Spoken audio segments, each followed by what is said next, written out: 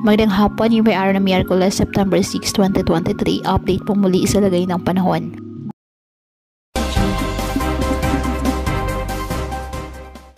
Nasa labas na po ng ating Philippine Area of Responsibility ang bagyong Ineng at huling namataan ng pag-asa east-northeast ng extreme northern Luzon. Taglay ang lakas ng hangin na aabot sa 55 kilometers per hour.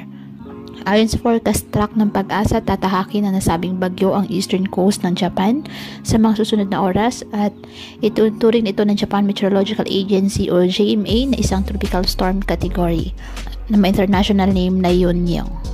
Kahit nasa labas na ito ng ating PAR, patuloy pa rin itong hinahatak ang habagat o southwest monsoon na siyang magpapaulan sa iba't ibang bahagi ng ating bansa.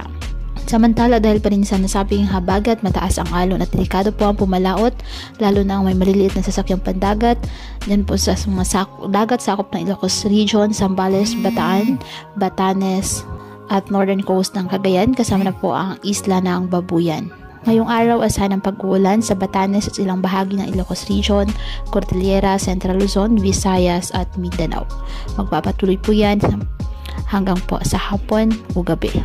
Kaya pinapayuhan ng ating mga kababayan na may maingat at maging alerto po sa mga posibleng pagbaha at pagguho ng lupa at ugaliin na magdala palagi ng payong o kahit anong panangga sa ulan sa tuwing lalabas ng ating mga tahanan. At yan po muna ang update sa lagay ng panahon ngayong araw. Muli patuloy po tayo na mag-ingat at palaging tandaan, God loves you.